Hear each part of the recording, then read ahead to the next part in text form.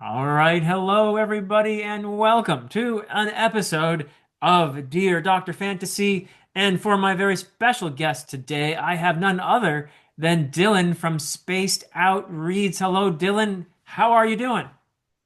Hey Phil, I'm good. I'm excited. I'm nervous. Surreal experience. Just thank you for taking the time to talk with me. Oh, Yeah, the excited. honor is mine. I was telling you before we hit record, this is one of the things I love to do to connect with my fellow book fans and fantasy lovers out there. This is something that I find very meaningful to just learn about people's journeys as readers and what have been some of the stories that have moved you the most, the ones that can explain you as a person, if you had to explain yourself through books, all that kind of thing. And one of the coolest things about this is I always end up hearing about books that I'm like, oh, I got to try that. Or, yeah, this sounds like something I would love, right? That's the beauty of this, isn't it? It's a dangerous place for TBR piles. Yes, it is. Yep. Yep. That's why we're here. I mean, one of the reasons we're here in this community is for that engagement, for that fellowship, for bloating our TBRs into infinity. So, Is is that how you found the space? Was it searching for reads or like educational tools for your students? How did you get in discover BookTube? I'm glad you asked me that. It's I'm going to turn the tables on you after I do mine, but basically, I had a course that I was teaching on fantasy novels at my college. And there were some administrative decisions that were happening that were negatively affecting not only my fantasy novels course, but literature courses in general. A lot of humanities courses were taking a hit because of really state level decisions and just of our local administration and so on and so forth. And long story short, my class was dying. And I thought, I got to do something. I don't know. And I thought, well, young people like the internet, right? I mean, YouTube's a thing. I bet. And I said to myself, this was back in 2020, but before, by the way, the pandemic. I was started it in February before we knew the pandemic was hitting. So I said, I bet nobody's on YouTube talking about fantasy novels, right? I mean, nobody's doing that, right? And I had no idea. I didn't know BookTube even existed then. So I just said, okay, let me make some videos and talk about some of my. This is where my whole best of fantasy thing came from because I said, what are some of the best fantasy reads that I know and want to talk about and maybe teach with my course and make that a starting point. And I was going to make that kind of a place where my class could engage. And I thought, oh, maybe some other people will find these videos and like them. Who knows, And fast forward about 6 years, and my course is dead, but the channel is doing great. So I didn't know what I was getting into. I didn't know what a book haul was, or a TBR, or any of the lingo that we have in our community. I didn't know this stuff at all. So it was a crash course in BookTube for me. So what about you? What motivated you to start a channel? Oh, I just always have loved YouTube, and I've tried other things, and it hasn't really taken off.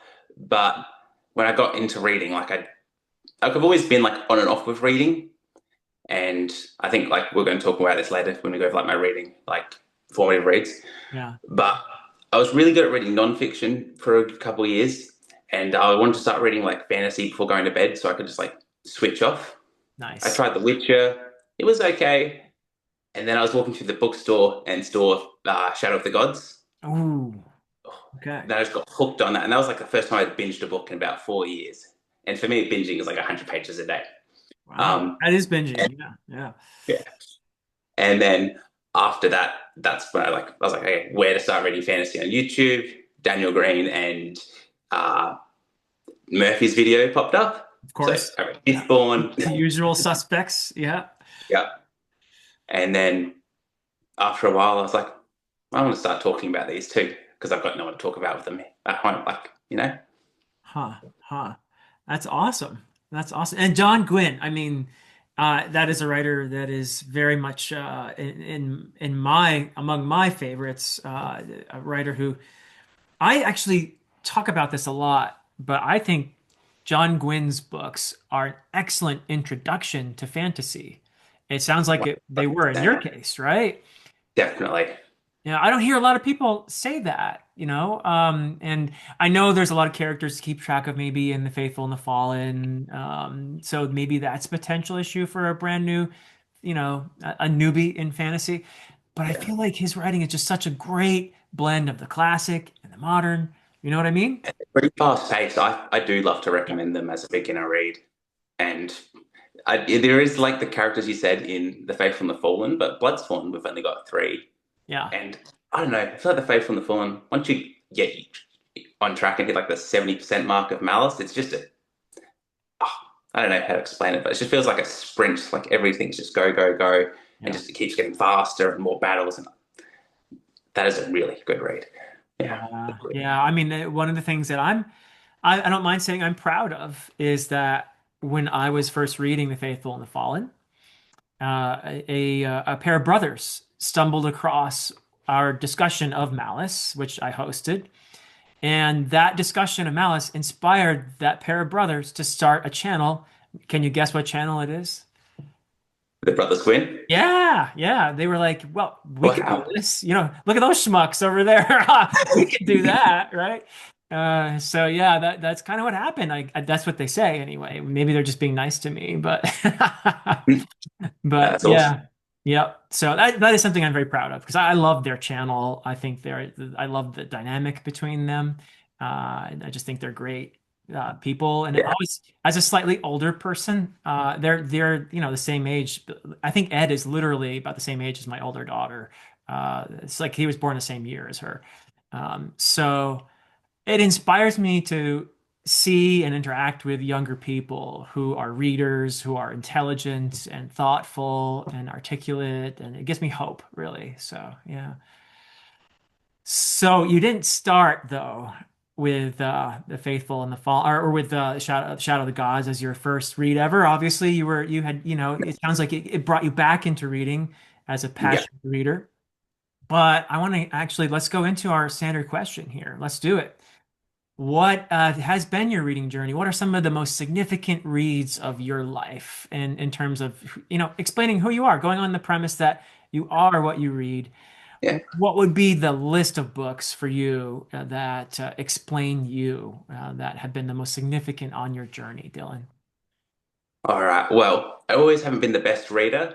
Getting me to read was like a real struggle for my mum because I come from a family of readers. Everyone, like I have three older sisters, and everyone, yeah, does good reading, especially when we were all younger, Uh-huh. except me. So, like, I'd do my school reading and I would like try to read the same book over and over again. So I have to read out loud to my parents, and I'd just do it off of memory rather than reading. Mm. But one holidays, we'll down at like my parents have a house where there's just no TV, no internet. So Oh, you I either like your parents already. I like them.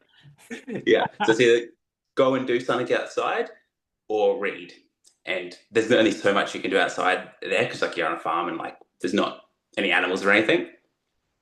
So my mum took me to a bookstore and I just luckily saw Ranger's Apprentice by John Flanagan, which is like a you heard of it? I don't know it. I have not read it. But No, it's a middle grade series. There's like yeah. 12 books, but a ton of extended universe stuff. It's like an alternative Europe. So it's its own world, but it's very much Europe inspired places. We're in England, where this young guy called Will, he's about 14 and he's too small to be a warrior. He's too small to be a blacksmith or anything like that. He's an orphan, of course, which is actually one of the questions I had for you today. Okay. Okay. Why is like having an orphan as the main character such a big thing in fantasy, or is it to instantly get like a draw into like, oh, we feel for this character, or we don't have to worry too much about fitting in their parents in the story and like bringing that in? Yeah, this is something I've thought about, and it is an archetype.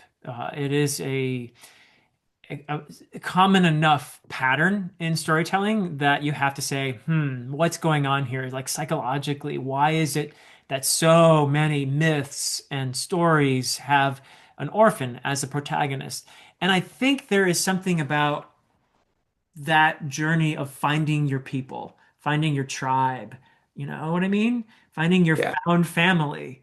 Like in John Gwynn's books. That's one reason we love John Gwynn is because he gives us that found family that I think we all love so much. And it's this sense of belonging that is just such a deeply ingrained part of being a human. We want to connect with other people. And I think that that's just it for me anyway, is that that's why that trope, that archetype is so powerful because yeah, like when Harry Potter, just to give a simple example, I read those with my daughters because I was too old, to just I had a good excuse to read them because my daughters were reading them. So um, when Harry Potter in the first book, Harry Potter and the we call it the Sorcerer's Stone. You probably over there in Australia, probably you call it like the British, right? The Philosopher's Yeah, Stone. Yeah. yeah, Okay. All right. In Harry Potter and the Philosopher's Stone, when Harry first goes to the Leaky Cauldron with Hagrid, and people recognize him, and it's oh, it's Harry Potter, and here's this kid who has been neglected, abused, basically treated like nothing, like nobody and doesn't have his people, doesn't have his tribe, and suddenly he's there, and everybody knows him, and they're interested in him, and it's like he's found his place. I think that's something we yearn for, and it's just all that more powerful when it's an orphan. You know what I mean? yeah, 100%. I was Yeah, thinking it was like along those lines, but I just wanted to ask. yeah. No, I think it's such a great thing. And so, in the case of that middle grade series that you read, the protagonist was also an orphan. Is that right? Yeah, he was an orphan, so that's like he was a warden. In the first book, he's just like the first chapter is just him picking which guild he's going to go into, and Yeah. he ends up being picked to be a ranger, which are like the medieval spies, and like they do a lot of like the scouting and uh, what's it called, like planning out wars and like strategy for those sorts of things. Yeah. Yeah. They're usually smaller people, and I didn't grow until finished high school, so I Uh-huh. was always unsure. So I just attached myself to Will, and as One of those he's late bloomers. Yeah. Yeah. yeah. Yeah, yeah. Yeah. Huh. It's funny how that can affect you as a person too, right? And what you identify with, and that is something where I feel like having a life experience like that can make you a more empathetic person in some ways. And certainly reading also can do that, I think. But yeah, it's funny. And too, I wanted to just one more comment before I let you go on. You're the one kid in the family who wasn't an automatic reader, but you're the one with the BookTube channel, right? Does anyone in the family like kind of remark on this ever? Is it like, oh yeah, Dylan's got the YouTube channel on books now? I bet they kind of like that, right? Yeah. I think they're just happy I'm reading now. Yeah. Okay. Yeah. Yeah. Awesome. Do they follow your channel? Do they watch your videos and stuff? They watch like my Instagram, so like I put my YouTube shorts on Okay. Instagram and I watch it there. But I don't think they've ever seen a long video. Okay. That's kind of where a lot of my wife is wonderful. She's very supportive, watches every video. I don't know if she listens to every word, but she watches all the videos. And but the extended family, my daughters are like, yeah, whatever, they're Yeah. they don't want to hear dad blab about books. No. Yeah. Maybe someday they'll appreciate it. So, Probably. but anyway, let's move on with this journey. So we haven't gotten very far yet. Yeah. So yeah, Ranger's Apprentice. I found this was just such an incredible series. Like even I've come back to it as an adult, like it doesn't shy away from like going into any of the deeper themes. Like you're dealing with drug addiction and slavery within the first few books. Wow. The only books that have ever had me like bawling was the second book in this series. I was like reading in the car with mum driving like a big road trip, and I could see like I was on like the last 3 pages. It's the saddest stuff. It's going to end on a cliffhanging with a tragedy. I was bawling. My mum's trying to drive and calm me down. It's like, okay, we'll get the next book. We'll get the next book. Oh, wow. Huh. So it's a book that doesn't like a series that doesn't shy away from anything, and Wow. It really it has deeply so many affected good you. morals. Really deeply affected you, that book. Yeah. Oh, big time. Yeah, That's no, fantastic. Huh. Yeah. Well, there's a recommendation. Say the name again, the series again, so people can pick it up. The Ranger's Apprentice by John Flanagan. Okay. Awesome. Awesome. Yeah, Wow. So you were looking for more after that, I bet. yeah. So I read all like 17 books by him. And then after that, my sisters really liked fantasy and they loved The Inheritance Cycle by Christopher Paolini. Okay. So I've read that one about 5 times. Like as a teenager, just over and over. Our copies of that are just falling to pieces. They're basically dust at this point. Yeah.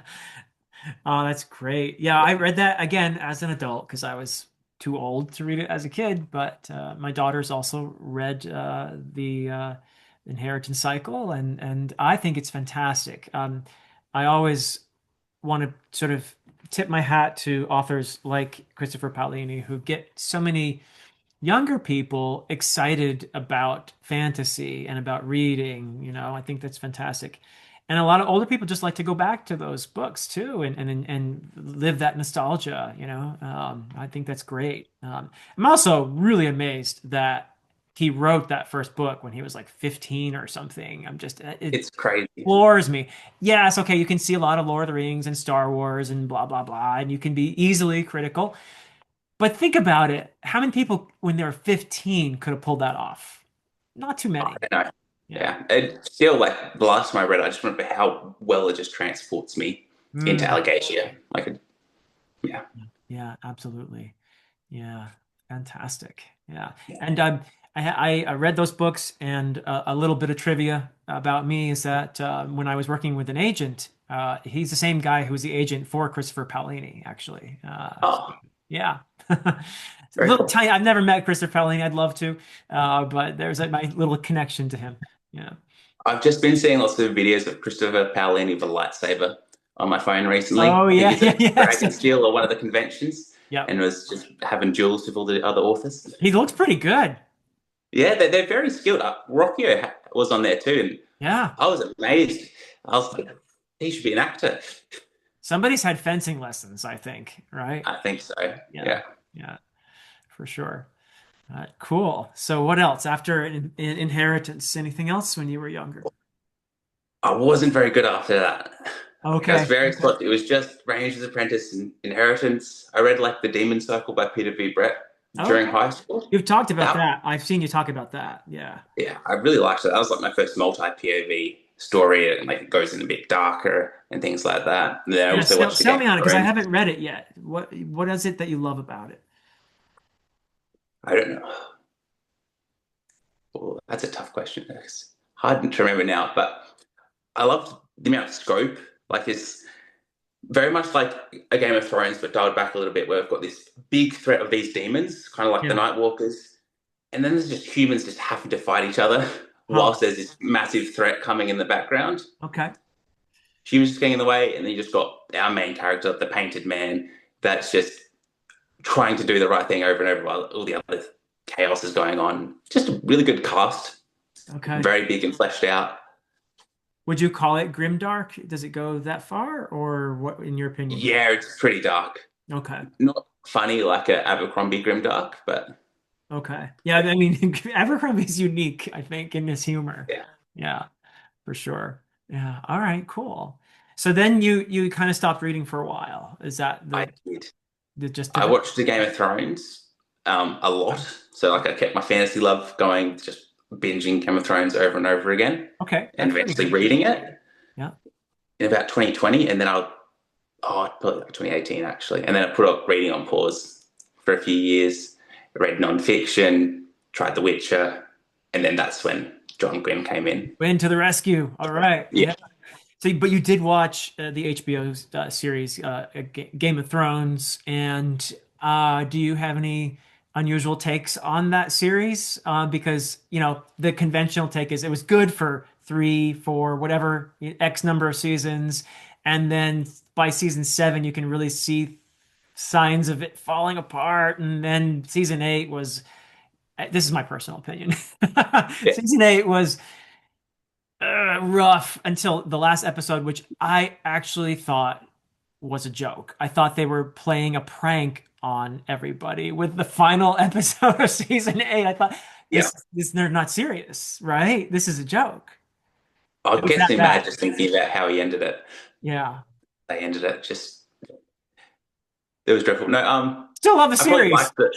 but yeah, Yeah. yeah.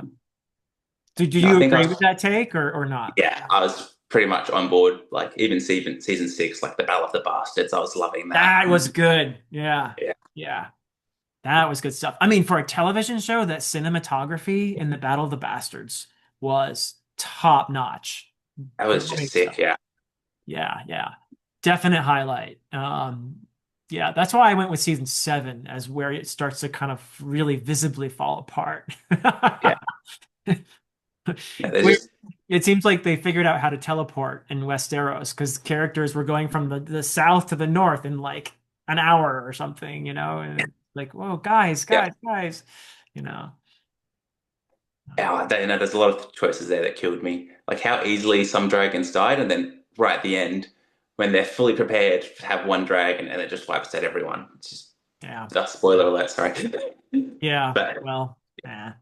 So yeah, but we always talk about, or I always talk about how bad that last season was, but there were some really great seasons, and that show was revolutionary in terms of not just television, but fantasy books. Like, yeah, right? I mean, that was just huge.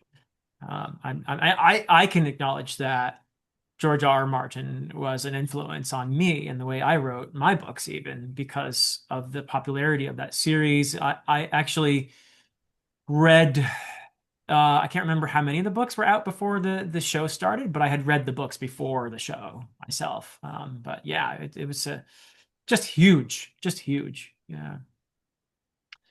So what else after? So you read John Gwynne, Shadow of the Gods. What's your favorite, by the way, in that trilogy? Hunger of the Gods, Fury of the I Gods. think Hunger, Fury, was be my least favorite of the Okay. trilogy, or probably Okay. of John's books. Yeah. Um, and then I just love the entirety of the Banished Land saga. Yeah. Oh, it's all Yeah, great. Yeah. Have you read the follow-up trilogy, A Blood and Bone? yeah, Yeah. Okay. Cool. Cool. Cool. Yeah. You're a real John Gwynne fan then. You've read them all. Yeah. yeah. I Nice. have to. Yeah, Nice. Nice. Yeah. No, the the Fury of the Gods, book 3. I recognize the criticisms that people have. Maybe it felt a little rushed or something, but to me, there was this one, I can't say what it was. I'll tell you later when we're off camera, but you probably know what it is. There was one highly emotional scene that just devastated me. And that is why I really loved that book. It just led up to that moment for one of the character arcs. And yeah, it was just so powerful to me. And that's something that Gwyn does.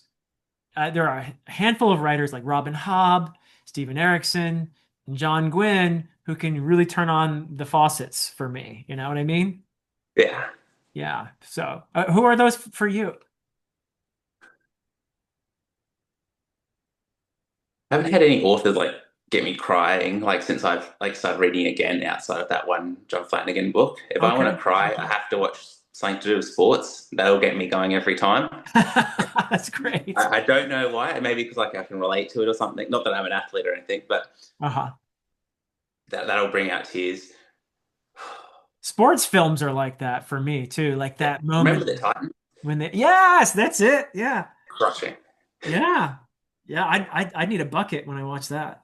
Yeah. So, Um, at the moment, just because it's right behind your head, I'm just thinking of the end of your trilogy. oh, yes. Okay. That there was a not a reuniting, but a meetup between two characters that was pretty heartfelt.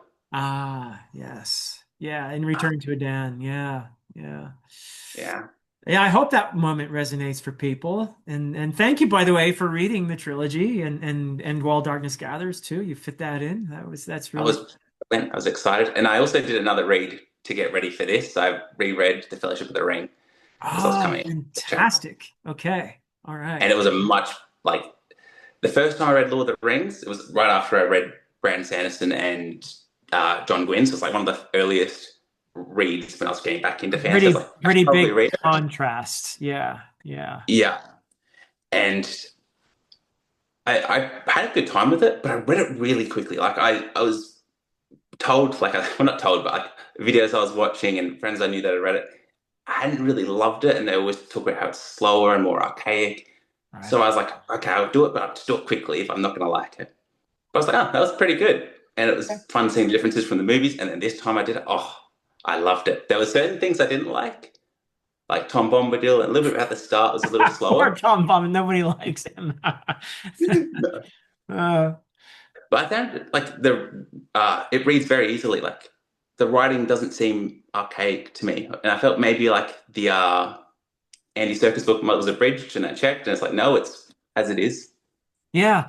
No, I think that that's overstated how archaic the language of the Lord of the Rings is. There are moments, such as in Edoras, where Tolkien definitely makes it a little more medieval, right? He goes a little more like Old English on you there.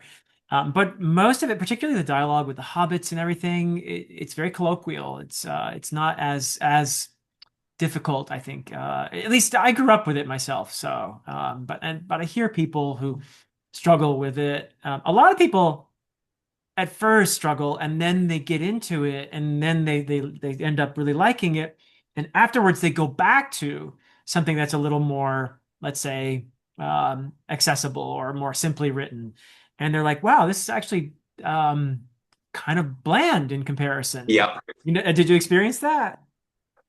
Oh, I've experienced that a lot. Once I discovered writers like Christoph, and Hobb and Erickson and Jani, going back to other writing styles, Oh, it's a they're the bit different. best. Yeah, Yeah. yeah.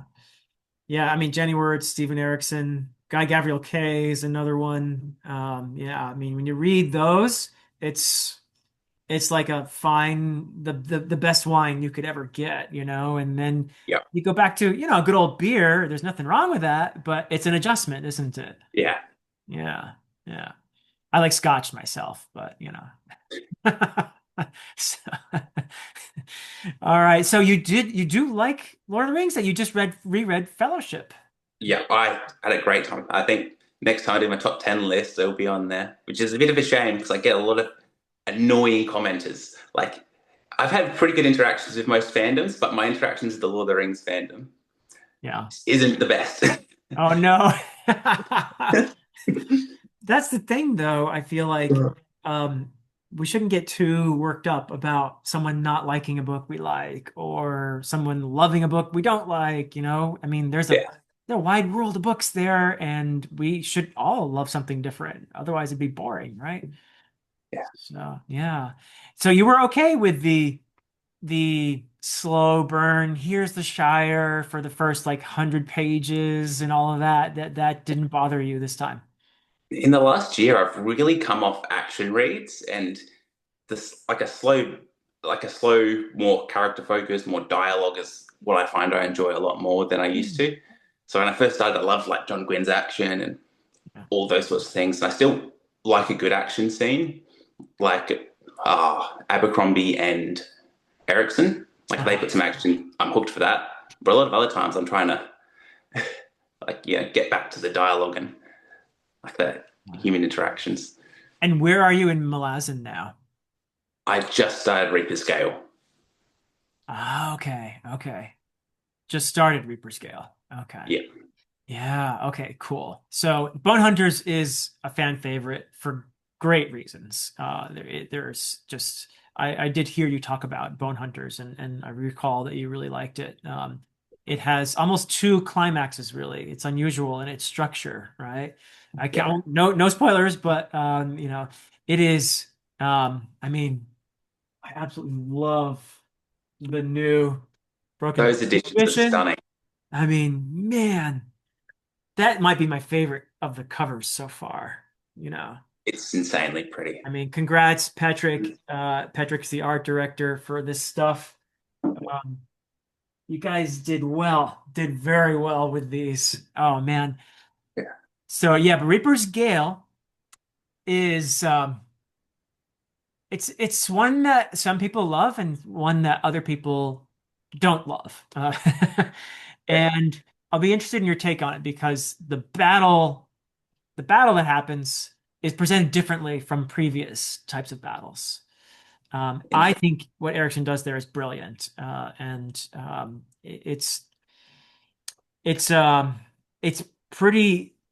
How do I put this? I mean, I don't want to spoil anything for anybody here at all, especially you. But it's a battle where you really do get into the grit, into the mud, and it's not such a glorious thing. I'll put it that way, you know. And Erickson has already done that with a lot of I mean, he's not one to necessarily glorify battle ever.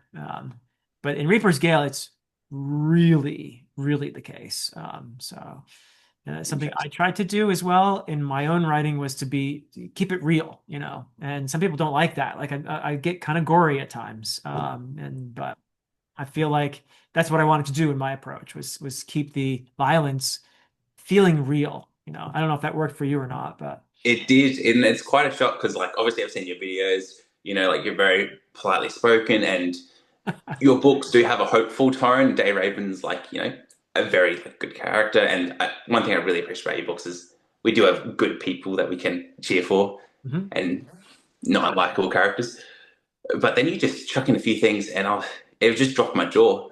Like it's like, oh wow, you went there. Yeah, I did a few times. Yeah. Wait till you see where Erickson goes, though, in the last few books. So after another one that some people struggle with and other people just think is the best of the whole series is Toll the Hounds, where that one is Erickson's meditation on love and grief and how they intertwine. And it was written at a time when he lost his own father. So I think you can really feel that grief, but also that love in Toll the Hounds. So that is one that is, among all the books. And I don't know how you feel about the more philosophical moments of Malazan, but there is a tendency toward the end for them to get a little more philosophical, maybe. Yeah, Whereas, the earlier ones, maybe a little more emphasis on the magic and the Marines and all of that. And yeah, so yeah, I'll be curious to see what you make of these last few. But my very favorite is The Crippled God, which is the last one. And it is really very much just as the Bone Hunters is really two climaxes. In a way, I feel like, and Erickson has said this too. It's just not just me talking here. But Dust of Dreams and The Crippled God are really one story. So that's something to keep in yeah. mind when you That's good to tackle know. this. Yeah, yeah. So wild. All right. Well, this is going to be the year you finish Malazan, then I'm guessing. Yes, if my brain can do it, my plan is to do them as quick close together as possible Okay. because there's just so much to remember. I feel like I've been doing the series a disservice by spacing it out as I have been. So I Yeah. wanted to do them much closer and Cool. All right. Well, but yeah, do it where you enjoy it. I mean, there's no wrong way to read Malazan. Some people, I've heard of people who binged it in like a couple months, which astounds me. yeah. I think I took a year to read it the first time, and about the same the second time. So yeah, yeah. No, my girlfriend and I are already getting excited for the reread of it so we can like dive into it at like another level Oh, when I and get the 10 Broken Binding editions, I'm doing a reread. Yeah. that'll be the third read for you. It'll be the third of the Malazan Book of the Fallen. The other Yeah, stuff, everything else Malazan, I've also read, but only once. So it'll yeah, be my second go through of all the other stuff outside of the Malazan Book of the Fallen. Yeah. yeah. Yeah. Yeah. Yeah. I mean, that's something I want to keep reading. Like Lord of the Rings. I don't even know how many times I read Lord of the Rings in my life. But yeah, Malazan's like that for me. I think Realm of the Elderlings as well. Are there series for you? What are the series for you that you're gonna reread for the rest of your life, you think? Well, I've read a Game of Thrones about three times, but I will be reading the sequels again this year. I've only read them once. Mm-hmm. Inheritance, I've read a lot, but I don't think I could read. I would read Aragon again. Uh-huh. I've read Curse of the Mistwraith twice, and I could just read that book over and over again. But I need to read the last eight because I've only got read three books of that so far. But I really appreciate Jani's writing and just her character work and world building. Yeah, it's beautiful. Yeah, yeah. And she has a unique voice as a writer as well. Like I think I could it's like when you hear your favorite composer, like, oh, that's Bach. I know that's Bach. I know that's Vivaldi, whatever, right? Or your favorite band or whatever. I could see a paragraph of Jenny Wirtz's writing and I'd be like, that's Jenny Wirtz, you know. I feel Yeah, like that it's that distinct. You know what I mean? yeah. The way she writes through All Wars of Light and Shadow is just so wholly unique. Yeah. Um, Yeah. yeah, Yeah, and beautiful and complex and I mean she's got the full range, of course, and that's yeah. the other thing about these greats. Yeah, It's crazy because I went and read her series she did with Raymond D. Feist last year, and yeah, the it's Empire trilogy. Yeah, so different, but still incredible. Huh. Have you read Feist stuff yet? I haven't. There's just so many books that I want to get to, so I'm just trying to stick to the big series I'm in at the moment before I tackle any more. Yeah, okay. I'm going to be reading Magician, rereading it actually. I read it a long time ago. But I also haven't not yet read the Empire trilogy by the two Oh, of them. So you're I've in for a heard good treat. things. Yeah, yeah. Yeah. Huh. Yeah, and can you get a sense, having read Jenny Wirtz's writing, what you feel she was? I mean, you're saying it's a little different. It feels different from The Wars of Light and Shadow, yes? Yeah, like the prose style is just a lot more accessible. Uh-huh, uh-huh. Like it's a lot more on like the plainer side. Yeah. So there's no friction in reading it. It's a very smooth experience. Though I don't find there's any friction or like struggle to read Her Wars of Light and Shadow. Uh-huh. Sometimes I don't know what the word is, and I kind of just, like I don't go and research. I just go, I think I've got an idea, and that allows me to have a smooth reading experience. Though I know that does work for everyone. But I do find because of how much I have to focus on her writing, I get more immersed in her books than I do in any other Yeah. series. Yeah, well, you know what I do when I come across a word? I'm a bit OCD, so when I come across a word that I don't know, I immediately look it up. Used to be back in the day before these things were around. Do you remember that? You probably not. It's it would have been at primary school. Yeah, yeah. So I would have a dictionary on my desk or whatever, and I use the dictionary a lot. And I love dictionaries. I've got this. Let me show you here. I've got this. This is a magnifying lens, which lets me read this big boy here. Uh, this is Wow. the Oxford English Dictionary, but it's 9 pages to a page, which is why you need the magnifying lens. That's insane. Isn't that Wow. awesome?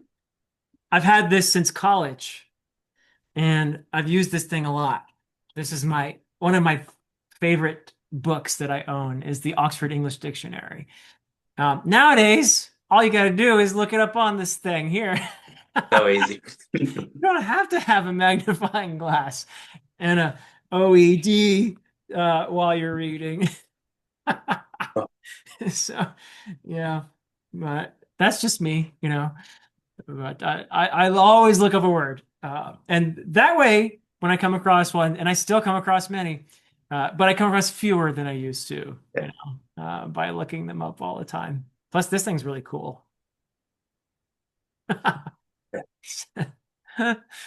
So, what else are you read? What else would you consider to as a series that, for whatever reason, you would reread for the rest of your life? I would love to reread Sun Eater Oh, and just okay. I'm starting it very soon. I'm really excited to see your videos on it and how you interact with it. So I just find Rocchio's writing so good. He loves to wear his like influences on his sleeve, but also is very much his own author and has some like good philosophies in his books and has some What depth I'm to it. imagining is in the first book, Empire Silence. From what I hear, I haven't read it yet, but I feel like that's the one where it's most obvious where he's deriving his inspiration from, which Yeah, would be for 90% or more of authors the case. Your first book is always where you get that out of your system. And I feel like even for me, The Way of a Dan is my first book, and I think that is the one. I don't know what do you think? But that's the one where more people seem to think, oh, I get some vibes from this or that writer. But I don't know what did you think when you read it? I I was expecting lots of Lord of the Rings when I went into your book, but I found it was not. I feel like when you first wrote it, it must have been like 200,000 words longer, and you just chopped and chopped because I found that you just fit so much into it. I was like, this isn't classic fantasy. There's too much plot, there's too much story, there's too many characters, Uh-huh. and I loved it because of that, and it's how much Rabbit fit into a shorter fantasy read.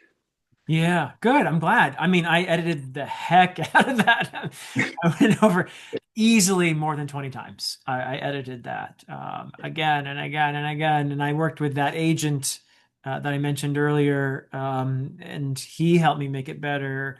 And eventually, I worked with AP Canavan, a Critical Dragon, I hired him as a developmental editor, and more and more and more. It's just we're talking about nearly 2 decades of hammering on that. So I'm glad that you noticed it. Yeah, yeah. I mean, it pays off, I guess, if you're stupid enough like me to spend that long on a trilogy. It can pay off. You will get better. You will get better. Yeah.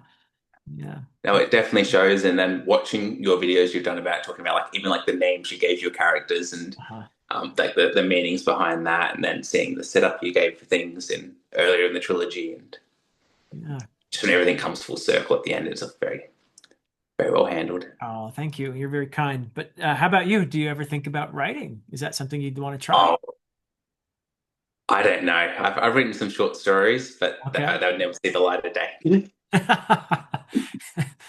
Well, you never know. That's a good place to start, though. Actually, in many ways, writing a good short story is harder than writing a good novel. I think it's really hard because you have to be much more efficient in a much smaller space. So, short stories are a really good way to work on your craft, I think. Yeah, nice. If you did write a book, what genre would it be? Sci-fi pops into my mind a lot, like Okay. but not sci like sci fantasy, like Okay. space operas, Okay. anything with like Star Warsy.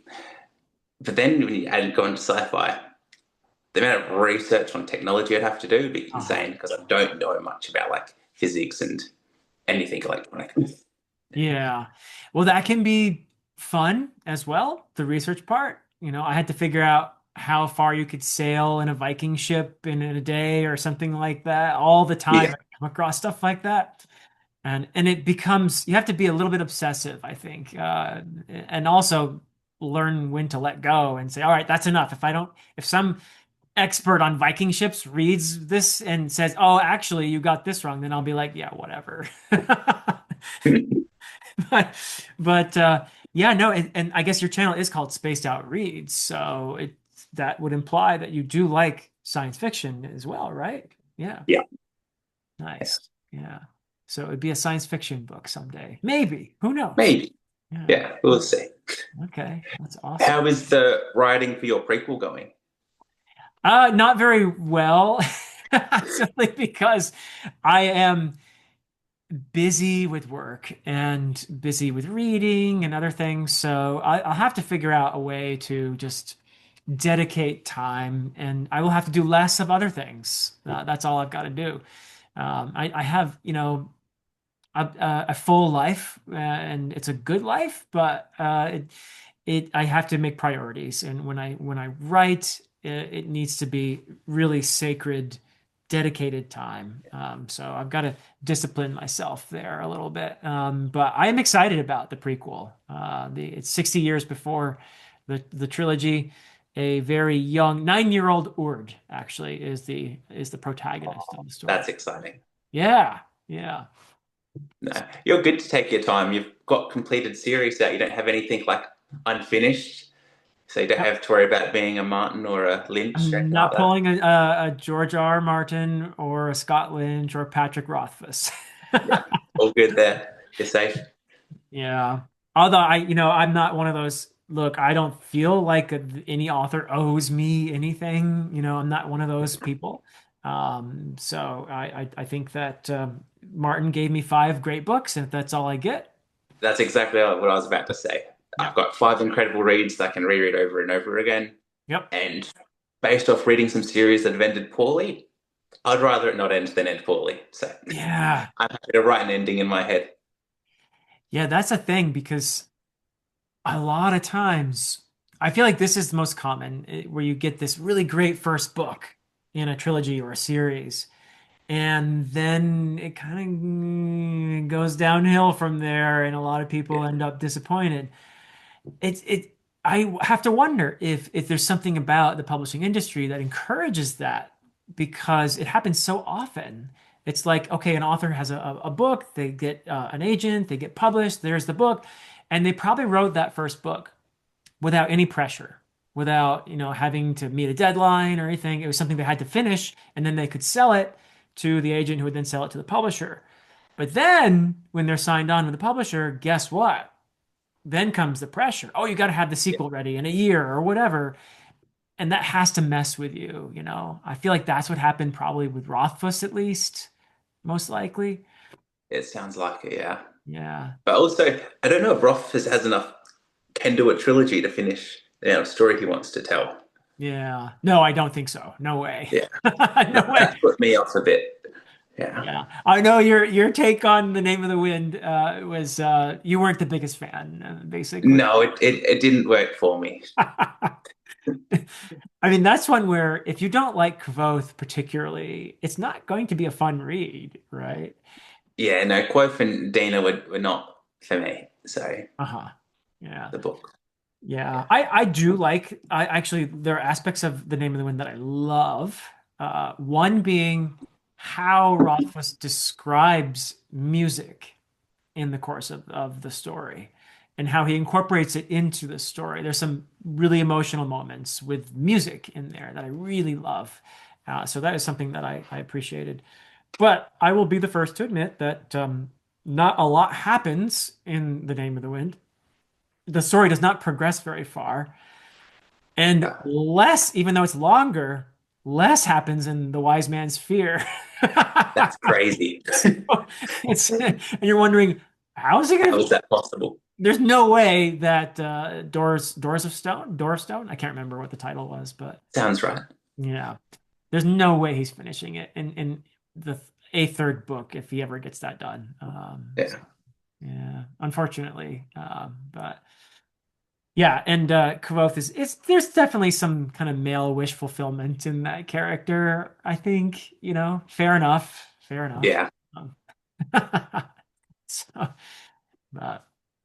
But there is some I do love I will admit that I've read it actually The Name of the Wind I think three times and The Wise Man's Fear twice. So I liked it enough to do that. Of course, I did teach Yeah. it for a couple years in that fantasy novels course as well. So, but yeah, and a lot of my students, again, it was pretty evenly divided. There were students who loved The Name of the Wind, just loved it, and they thought Kvothe was fantastic. And then there were students who were like, I hate this guy, and I don't ever want to read about him again. Yeah. So full of himself, blah, blah, blah, blah.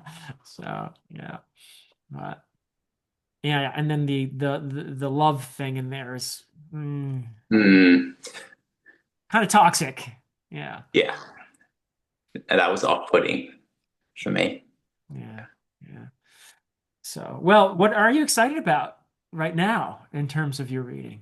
Any series on the horizon, or that you're starting up, or something that I know you're finishing Malazan. That's big. That's the biggest thing is Yep. finishing off Malazan. Mhm. And then this year is just reading less, but paying more attention to each read. And I've stopped starting a lot of new things so I can just read a series in one go rather than breaking it up over many, many months and having lots of reads in between.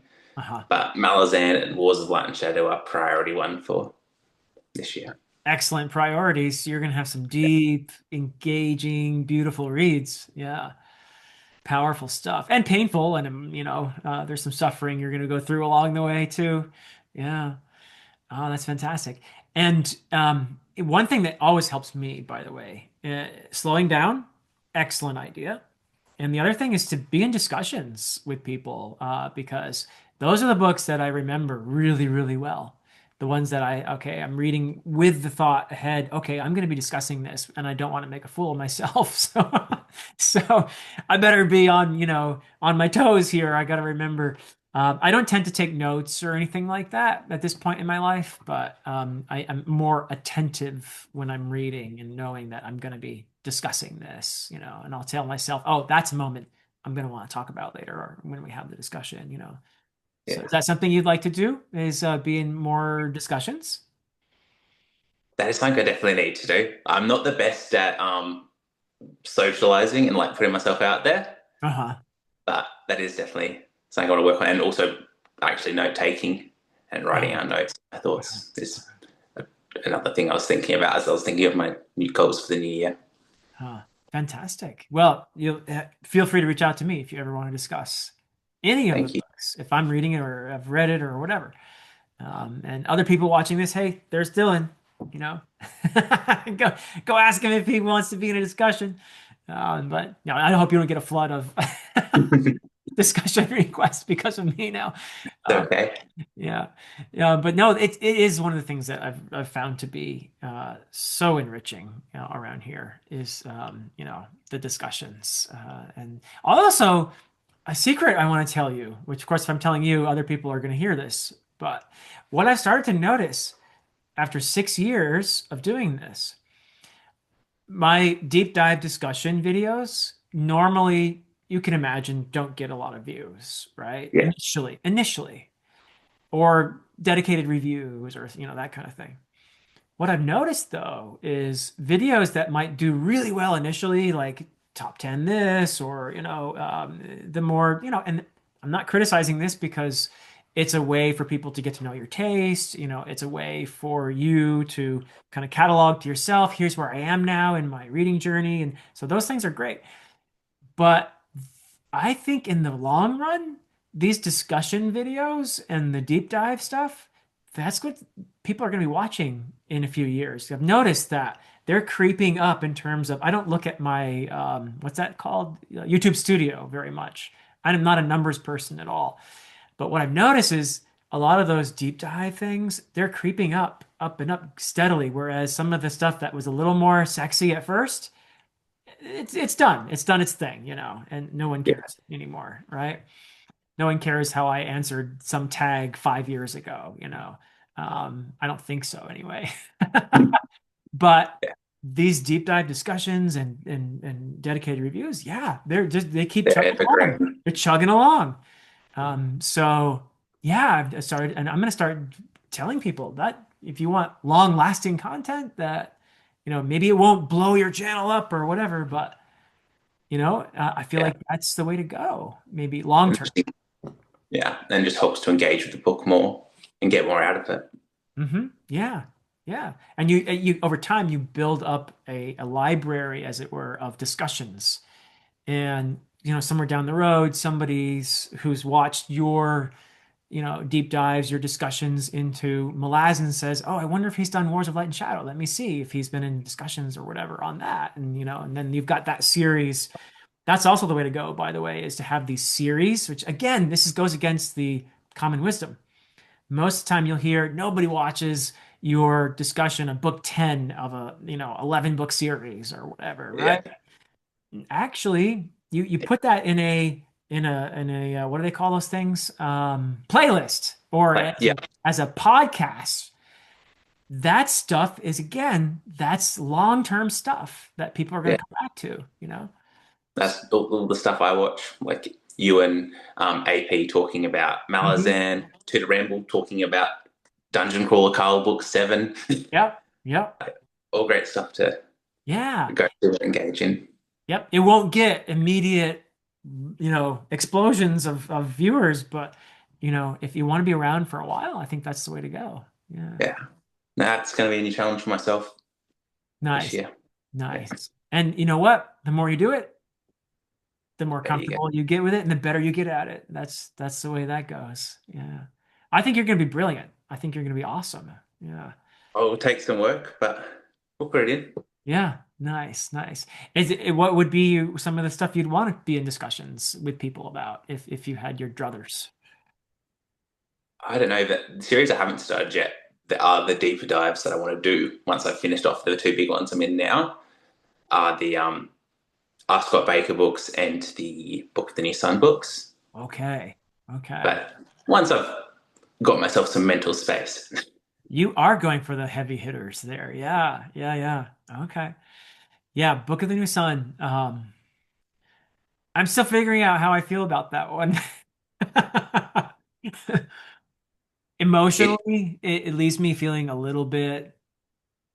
sterile, I guess. I mean, I don't have deep emotional connections to the characters.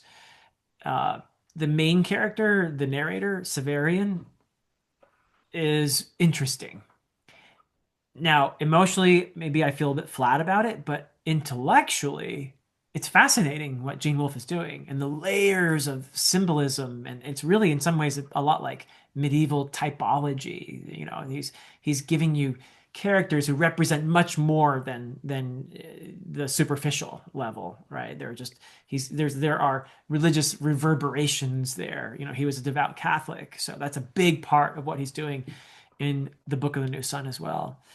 It's a fascinating series, definitely worth taking on, I think. Yeah. No, they're both intimidating, but they're both just, it's from what other people have got out of them. It sounds like something I want to try and just see what I think of them. Yeah. Yeah, and of course Baker's second, you're gonna read the whole second Apocalypse. So Prince of Nothing and then Aspect Emperor. There's the three and then there's the four. You're gonna do the whole thing? We'll see. With most series, I'll just start with the first book and see if I want to pick up the next one. Okay, cool, cool. Yeah. Baker's extremely gifted. Yeah. And those books are utterly depressing. So, yeah, I mean, they're just brilliant, uh, bombastic, and deeply philosophical.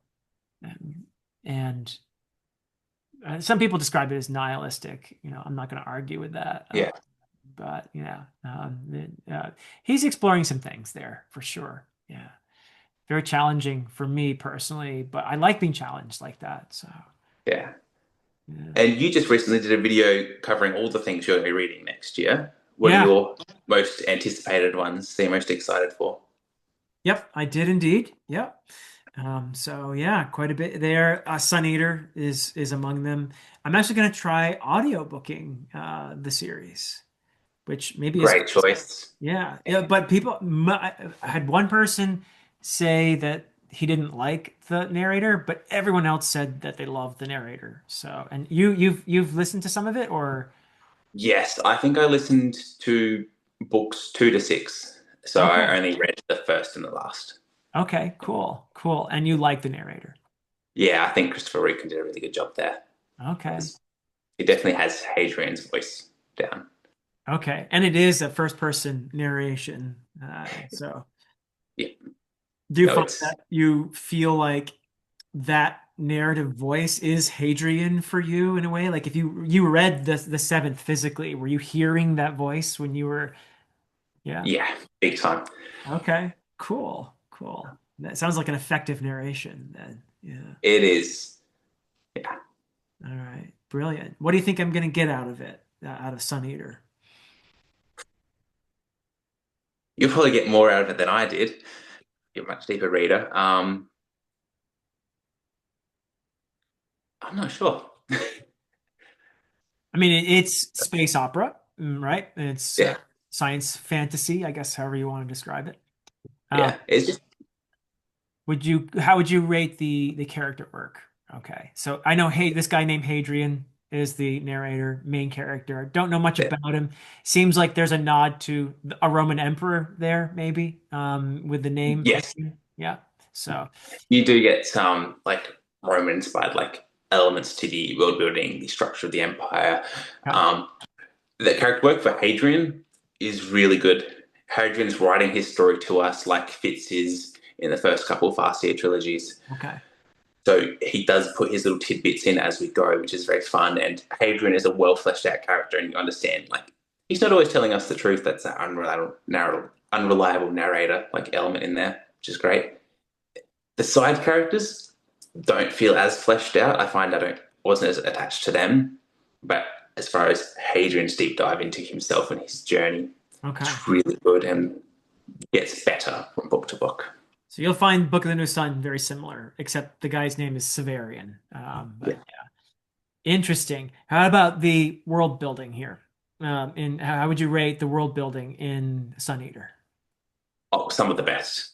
Okay. It's very fleshed out, like it's very far distance future, like where there's just millions of populated planets, and the Wow. aliens are interesting. The way he tied because he already knows the ending of the series, how he has it set up is really well done, and yeah, it's just really interesting to see how each planet has built out as yeah, they're each a little different. Okay, cool. And these different races. So I assume there are humans out there, and then there's different alien races. How do they get on? Is this a Star Trek universe where everybody more or less, except for a few like bad aliens out there, like Klingons or whatever? Yeah. Or what are the relations like among all these different? Well, there's only really two advanced races. So we've got humans and the Cielson, and that's the big war. Is Oh, so they aren't buddies then. no, and then there's other like planets that have had like sentient beings, but they've none of them have got to the advanced stage that we have. Oh, okay, cool. So they've you'll see a couple pop up, and they're very interesting, and they play a close part in the story. But for the most part, it's just humans versus the Cielson. Oh, so it's a battle for supremacy between the species that have figured out space travel and everything. Yeah. So the blurb to book one is I'm Hadrian Marlowe. I blew up a sun and wiped out all of the Cielson and my own emperor.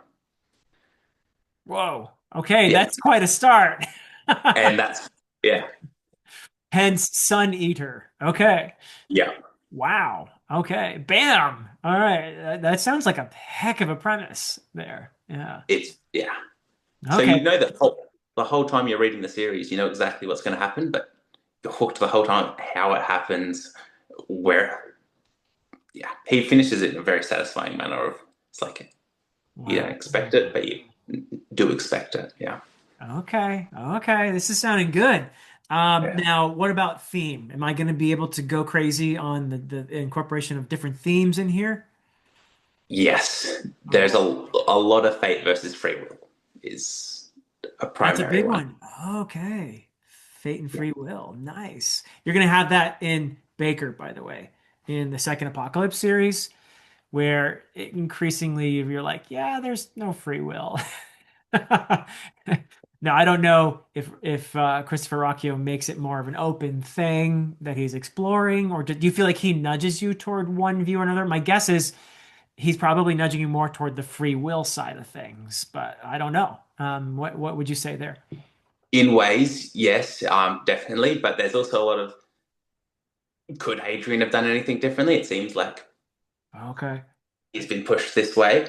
Okay. There is a lot of looks into religion, and you will see a lot of complaints that people have with the later books of Rocchio putting in too much of his like Christianity in there, Uh-huh. and it and even someone like myself that has I don't have know much about like Christianity. Like I went to some private schools, but I didn't like learn too much about it. I Okay. can see it quite a bit myself, Okay. but for me, it didn't bother me that it's there. It didn't feel too preachy to me, Hmm. but you will see a lot of that in there, and you'll see a lot of just how narrative and who gets to tell the story. What do people believe? Who's been feeding their information? And this is a story that takes place over hundreds and hundreds of years. So the tale of Hadrian Marlowe, our main character, and things he did 200 years ago, how people see him a few hundred years later when he shows up. Yeah. And it's like, oh, are you the person that did this and this? And yeah, it's very interesting. Oh, cool. And I got a little bit of religion in my books too, so I'm okay with that. Just a little. Just a little sideshow, going on there with religion. Uh, yeah. No, cool. That sounds, I'm gonna have a blast. It really does. I think you have a really good time with that. I'm excited to see your discussions on it. Okay, cool. I don't know who I'm gonna discuss it with, honestly. I don't have that nobody's volunteered to discuss on here with me yet, but I feel like everybody I know has already read it. I'm like Yeah, I think any of us would agree to go on. yeah. Okay. All right. Cool. I might hold you to that. I might hold you to that if you All want. right, I'll let me know though so I can reread it and Okay. have my notes. Okay. All right. That could be fun. I'd be willing to wait for you if you want to, start a. I can do it anytime. A Okay. reread's very easy for me. Okay. Yeah, There we go. Yeah, we're getting you into some discussions. Yeah, I yeah, like yeah. it. So cool. Well, you got me all excited for Sun Eater now, Dylan. That is great. That is great. What else am I doing this year? Well, I'm going to get back to Wars of Light and Shadow. Very excited for that. I read up through book seven. So yeah. Is book seven the last part of the Alliance of Light arc? So you're Oh, starting a new story, or are you still finishing off let Alliance me of Light? see. Um, I had here it is. This has Oh like yes, the I've arcs got and that. everything. You've got that. Okay. Yeah. So to answer your question, book seven is actually the penultimate book in the Alliance of Light, which is arc three in the Wars of Light and Shadow. Storm Fortress, book eight is the final book in arc three, the Alliance of Light. So yeah, there we go. That's where we're stalled. We've been there for more than a year now, actually, which is, the other thing about buddy reads is sometimes one of your friends says life happens, and you just Yeah. not much you can do about that. So you just kind of have to roll with things, but I'm not trying to break any records or anything here. But yeah, I am excited to get back because I agree with everything you said about Jenny Wirtz's writing. I think it's top notch. And Guy Gavriel Kay. That's the big thing I'm doing this year is I'm reading all of his books. It's going to actually go into January and February of next year, but you're going to love Guy Gavriel Kay. Have you read any of his stuff yet?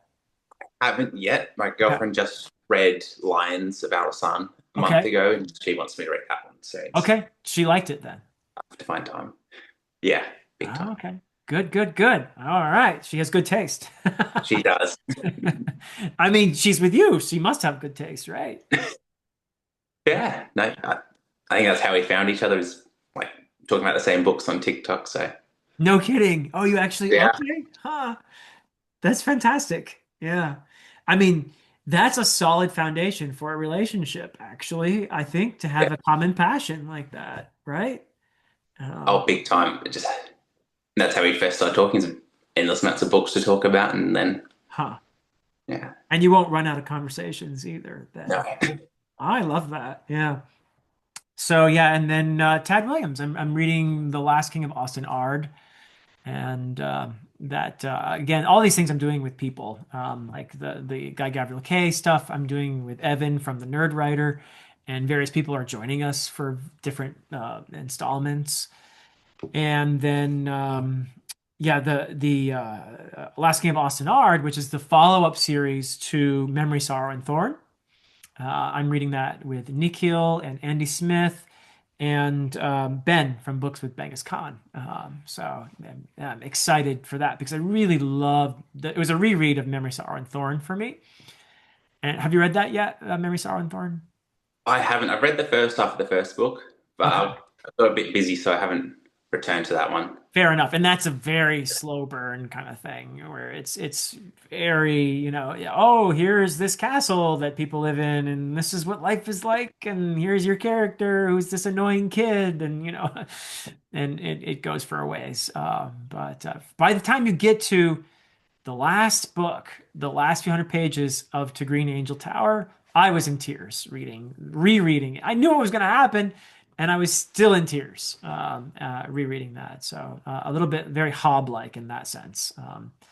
And he did inspire Hobb as well as George R. Yeah, R. Martin, which tells you a little bit about Memory, Sorrow, and Thorn, that it could inspire something as grisly as A Song of Ice and Fire, but also something as, beautiful as The Realm of the Elderlings. yeah. So definitely one I would recommend to people.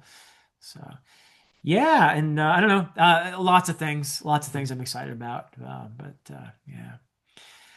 So Dylan, I have had an excellent time with you. Is there anything that you want to talk about before we say goodbye to folks? I I can't think of anything particular. Hmm. Well, Just thank you so much for having me on. I really appreciate it. It's been such a great discussion. I've learned some. I've found some more books to read and okay. had a really great time.